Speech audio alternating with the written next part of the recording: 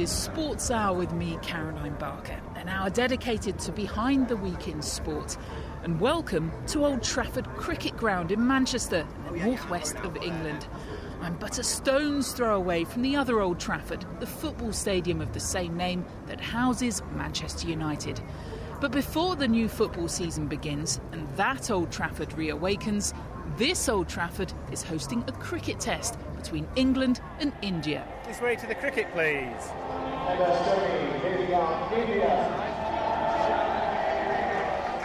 Well, I've just stepped in past the crowds, the queues into Old Trafford, and in the background you can hear the strains of Jerusalem, the traditional anthem that the players here in England walk out to onto the pitch.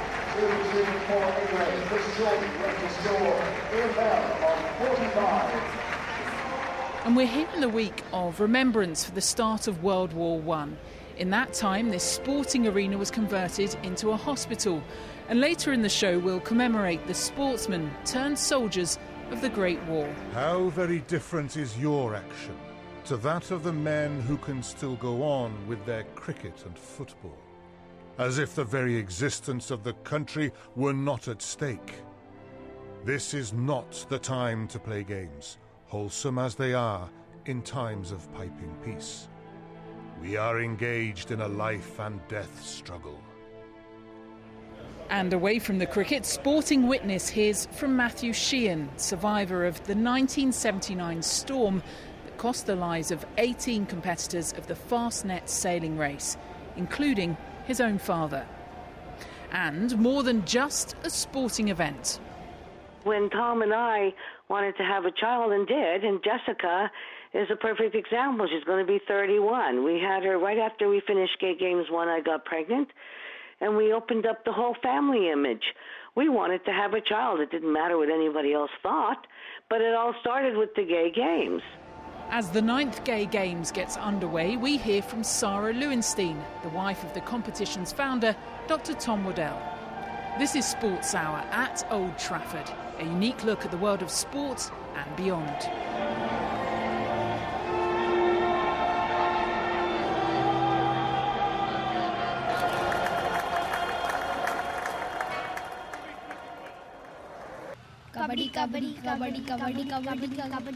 This is Sports Hour with Caroline Barker, living the story through sport.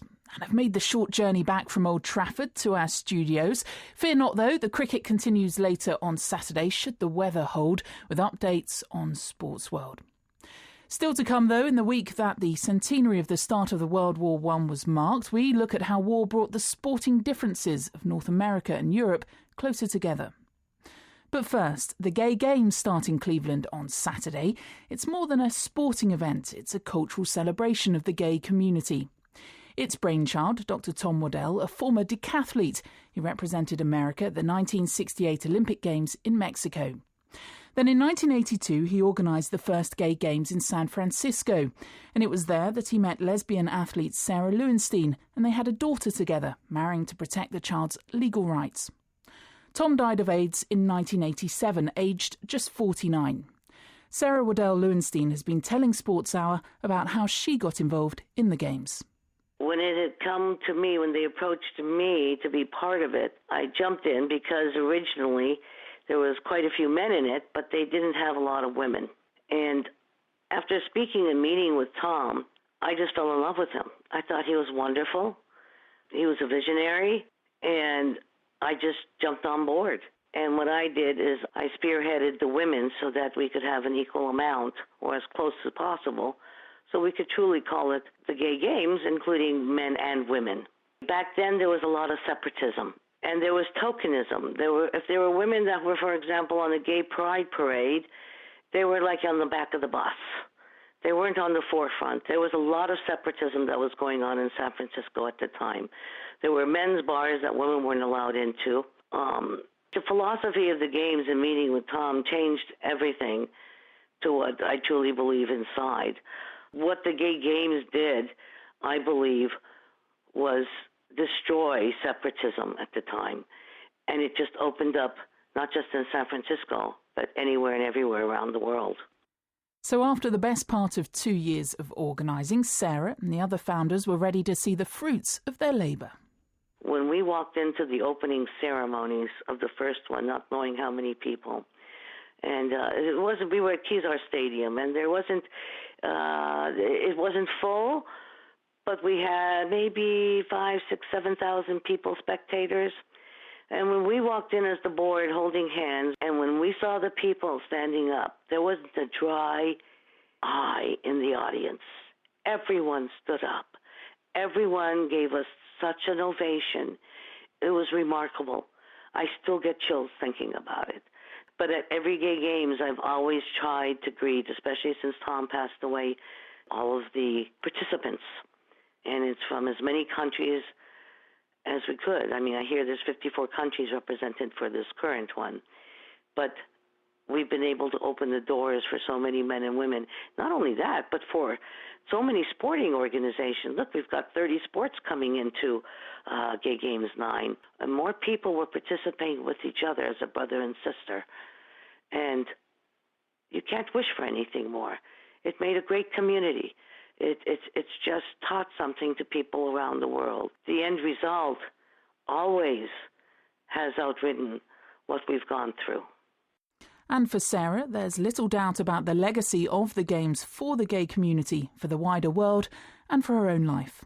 I think the most important thing that's happened with the Games is it's brought together gay men and women in a time that we had AIDS that was running rampant. We've had so many different things that's happened where over the years I've watched the women help the men then, and the men have helped the women. Back when we originally started, that wasn't happening. You know, including when Tom and I wanted to have a child and did, and Jessica is a perfect example. She's going to be 31. We had her right after we finished Gay Games 1, I got pregnant, and we opened up the whole family image. We wanted to have a child. It didn't matter what anybody else thought, but it all started with the Gay Games. And she'll be at the Games, and she's been with me at almost every game. She's grown up with the Games. She's not gay. She's very straight, but she's one of the biggest advocates. It's that generation that needs to participate more with the Games, regardless of what their sexuality is. It's the belief of a civil rights movement made possible. It's a belief that we can have people come from around the world and be treated as an equal and celebrate them for enjoying and be part of a sports legacy. Sara Waddell Leweinstein, co-founder of the Gay Games, which gets underway in Cleveland on Saturday. You're listening to Sports Hour. It's 9:36.